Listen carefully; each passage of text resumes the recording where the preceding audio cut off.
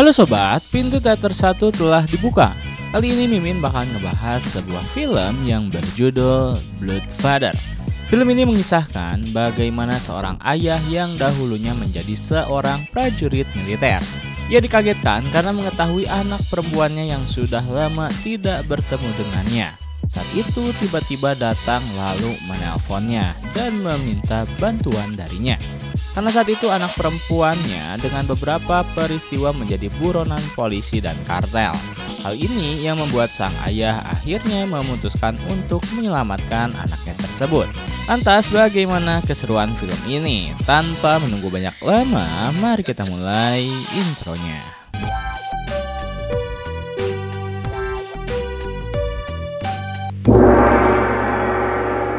Scene pertama memperlihatkan poster pencarian seorang wanita cantik yang bernama Lydia. Lydia saat itu sedang melakukan pembelanjaan di supermarket. Kemudian ia masuk ke dalam sebuah mobil dan di sana ada sekelompok gangster yang akan melakukan pencurian. Dan salah satu pemimpin dari gangster tersebut adalah pacar dari Lydia yang bernama Jonah. Sesampainya di tempat pencurian, Lydia terlihat sangat grogi ketika disuruh Jonah untuk ikut dalam pencurian yang akan mereka lakukan. Saat itu pula, Jonah menyuruh Lydia untuk berdiam diri di belakang rumah target pencurian mereka. Ketika di belakang rumah, target Lydia menemukan beberapa anak kecil yang sedang bermain di sana. Bahkan anak kecil tersebut melihat dirinya sedang memegang pistol. Dan di saat yang bersamaan terdengar ada suara tembakan. Ternyata itu adalah suara tembakan yang Jonah layangkan kepada suami dari rumah tersebut. Kemudian di saat Jonah akan menghabisi sang istri, Lydia disuruh untuk melakukan hal itu. Akan tetapi ia tidak setuju dengan apa yang diperintahkan oleh Jonah. Sehingga terjadi perdebatan antara mereka dan membuat Lydia tidak sengaja menembakkan pistolnya kepada Jonah. Dengan wajah paniknya, Lydia pun pergi dari tempat tersebut. Kemudian, scene berganti. Scene memperlihatkan ada seorang pria tua yang bernama John. Diketahui John adalah ayah dari Lydia dan ia adalah seorang mantan prajurit militer. Ia memiliki seorang sahabat yang bernama Kirby. Selain itu, diceritakan bahwa John baru saja keluar dari penjara karena kasus yang ia lakukan.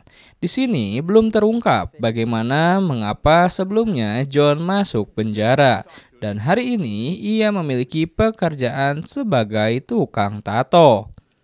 Terlihat di tempat kerjanya ada foto-foto milik Lydia yang ia tempelkan di dinding kamar. Hubungan antara John dan Lydia sangat renggang karena sudah lama dan sudah bertahun-tahun Lydia tidak bertemu dengan ayahnya. Tak lama kemudian John dikejutkan ada sebuah telepon dari anaknya. Sangat terlihat bagaimana raut wajah dari John begitu senang mendengar suara anaknya tersebut.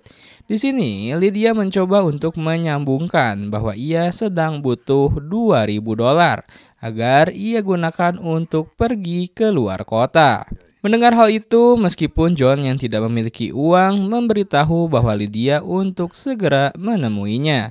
Seakan-akan John pun memiliki uang tersebut.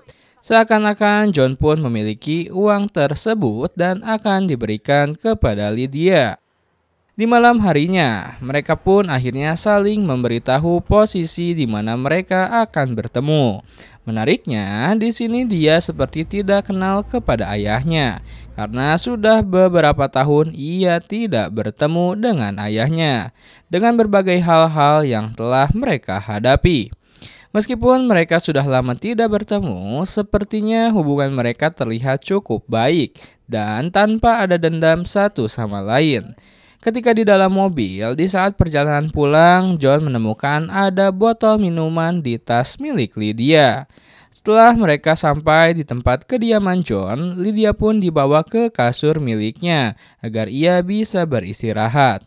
Lalu John pun mencoba untuk memeriksa tas milik Lydia.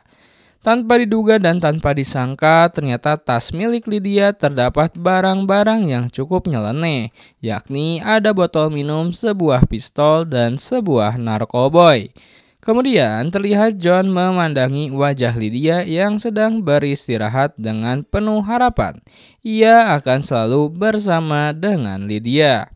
Di siang hari, ketika John melakukan pekerjaannya sebagai tukang tato, Lydia beberapa kali melihat poster pencarian tentang dirinya.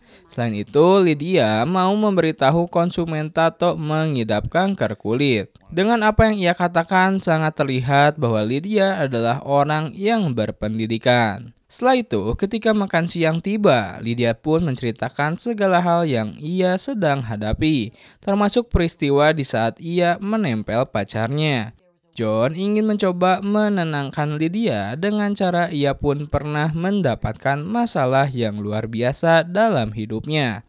Kemudian, John pun mencoba untuk menelpon Kirby agar Kirby dapat membantu dirinya dalam memberikan uang pinjaman. Di keesokan harinya, John mencoba untuk memarahi Lydia karena ia masih menggunakan narkoboy.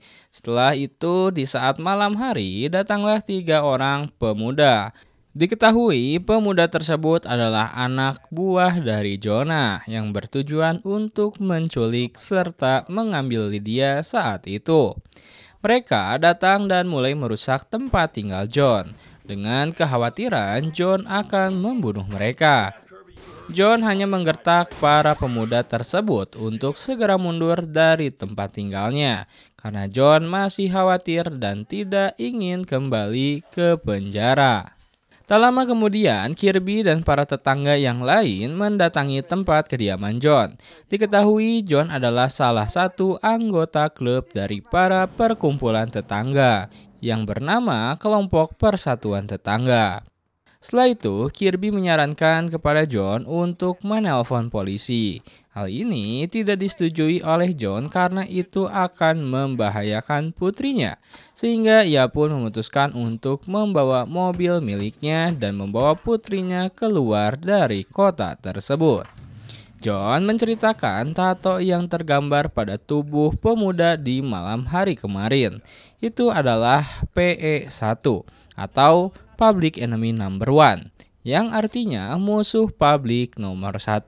John bingung mengapa Lydia bisa berurusan dengan orang tersebut. Lydia hanya tersenyum dan meminta izin bahwa dirinya ingin buang air kecil, sehingga mereka pun menepi. Di sana Lydia menceritakan bagaimana pertama kali ia dapat bertemu dengan Jonah. Jonah yang mengaku bahwa dirinya menjadi petugas properti, tiba-tiba di rumahnya terdapat beberapa barang haram. Setelah itu, mereka memutuskan untuk bermalam di sebuah motel. Di sana, John pun langsung beristirahat sejenak. Sedangkan Lydia hanya memandangi wajah ayahnya yang terlihat sudah tua. Dan Lydia pun tidak bisa tidur, sehingga ia memutuskan untuk mencari udara segar ke bawah lobi. Akan tetapi, menariknya ketika di sana ia menemukan sebuah tayangan yang memberitakan bahwa Lydia menjadi seorang buronan karena telah membunuh beberapa orang. Hal ini menjadi kambing hitam yang dilakukan oleh pihak Jonah. Kemudian, petugas telepon memperlihatkan selembaran yang ia miliki.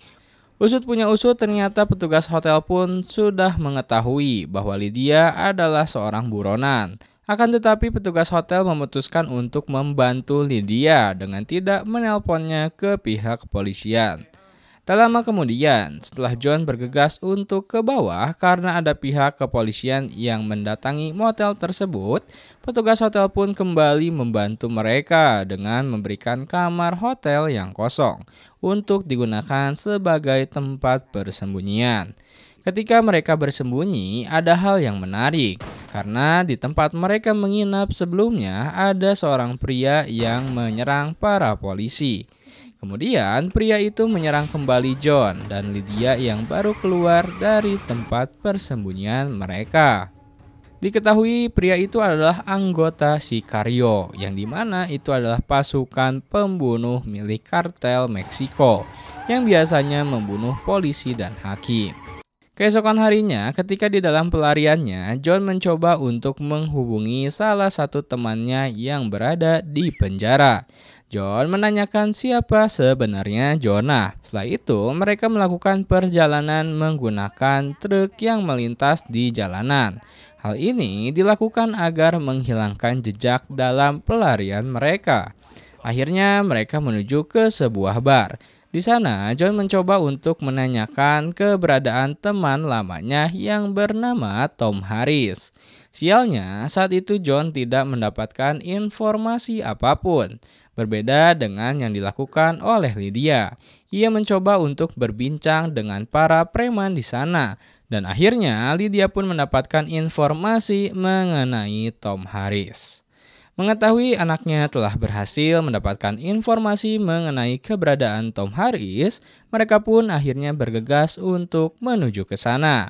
Sesampainya di tempat kediaman Tom Harris, terungkap beberapa fakta bahwasanya mengapa John dahulu masuk ke dalam penjara karena menyelamatkan Tom Harris. Karena Tom Harris adalah kakak Letting ketika mereka berada di militer.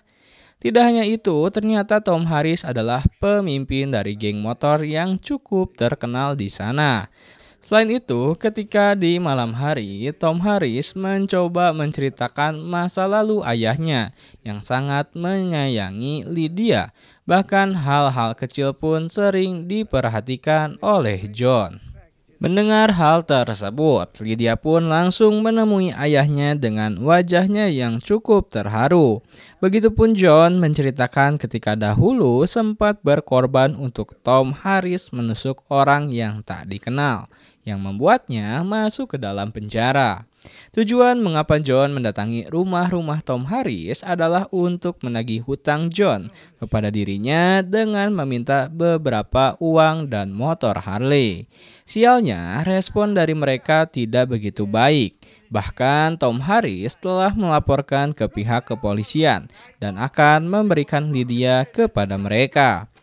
Mengetahui hal itu, John pun marah besar dan ia pun mencoba untuk memberontak kepada mereka. Salah satunya dengan memukul istri dari Tom Harris. Kemudian, John dan Lydia pun akhirnya melarikan diri dari tempat tersebut. Ternyata itu tidak mudah karena anak buah dari Tom Harris pun mengejarnya.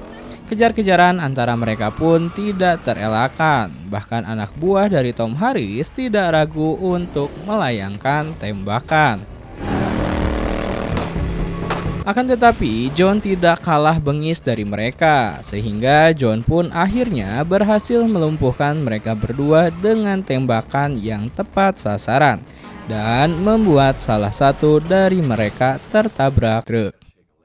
Setelah itu, ketika di rest area, John dan Lydia pun mencoba untuk mengganti penampilan mereka agar tidak mudah diketahui oleh pihak kepolisian maupun anak buah dari Tom Harris. Terjadi perbincangan antara mereka. Bahkan di sini Lydia mencurahkan isi hatinya dan ingin memutuskan agar dapat bunuh diri untuk lepas dari permasalahan yang ia sedang hadapi saat ini. Selain itu, Lydia menceritakan beberapa kali ketika dahulu ia sempat mencoba untuk bunuh diri. Menanggapi hal tersebut, John mencoba untuk memberikan kata-kata motivasi kepada anaknya yang sedang putus asa dan menegaskan bahwasanya hal tersebut bukan solusi yang terbaik untuk dirinya. Dan di malam harinya, John mengatakan kepada Lydia akan pergi ke sebuah tempat dan menyuruh Lydia untuk berdiam diri di hotel. Sebelum itu, ternyata Lydia mencoba mengecek ponsel miliknya. Ternyata terdapat komunikasi dengan Kirby. Melihat hal itu membuat Lydia ingin menemui Kirby agar dirinya mendapatkan bantuan dari Kirby. Di sisi lain, ternyata John menuju ke sebuah penjara dan menyamar sebagai pengacara agar ia dapat bertemu dengan teman lamanya. Karena di sana John akan menanyakan siapa sebenarnya Jonah.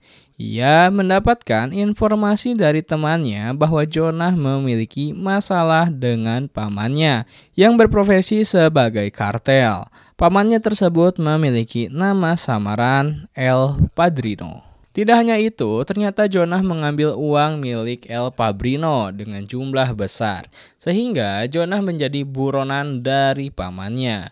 Menariknya, di tempat lain Lydia mendapatkan telepon dari Jonah. Ternyata saat itu Jonah tidak tewas dan berhasil selamat.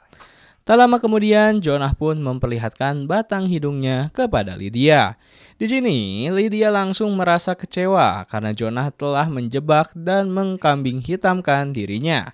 Lalu, Lydia pun berhasil mereka culik dan dibawa ke sebuah tempat. Tak lama kemudian, ketika John mencoba untuk menghubungi Lydia, ia mendapatkan kabar buruk bahwa Lydia telah diculik oleh Jonah, membuat dirinya bergegas menuju ke tempat tersebut. Sayangnya, di sini Jonah malah mengancam John dan membuat sebuah gerakan tambahan dengan membunuh Kirby. Di sini Jonah mau meminta tebusan uang kepada John dengan jumlah yang cukup besar, dan mereka pun bertemu di sebuah tempat di tengah gurun yang gersang. Sebelum itu, John pun memutuskan untuk mendatangi kembali rumah Tom Harris agar ia dapat membawa uang dari rumahnya. Ketika ia telah datang di rumah Tom Harris, sialnya Tom Harris malah membuat dirinya kesal dan John pun tanpa basa-basi menghabisi Tom Harris. Setelah itu, akhirnya John menuju ke tempat negosiasi dengan Jonah. Ada hal yang menarik ketika ia telah sampai di sana. John mencoba membuat jebakan dengan menyimpan sebuah ranjau di bawah motor miliknya. Sehingga hal tersebut membuat sebuah kesempatan bagi John dapat melawan balik mereka. Pertarungan terakhir pun akhirnya tiba. John pun berhasil menghabisi beberapa anak buah dari Jonah. Akan tetapi, Jonah pun berhasil beberapa kali menembak ke arah John. Tidak hanya itu, ternyata anak buah Sicario telah datang di hadapan mereka. Bahkan beberapa kali John tertembak di bagian tubuhnya. Karena dalam pertarungan ini, dalam detik-detik ketika John berhasil menghabisi anak buah Sicario. Dan detik-detik ia menghembuskan nafas terakhirnya. Lydia terus memeluk tubuh ayahnya tersebut. Ini menjadi momen tidak akan terlupakan oleh Lydia karena ia memiliki momen yang luar biasa dengan ayahnya tersebut. Scene terakhir, scene memperlihatkan Jonah yang tertangkap oleh pihak kepolisian. Ia ditempatkan di penjara yang sama bersama sahabat John, menandakan bahwa Jonah akan mengalami siksaan yang luar biasa oleh mereka.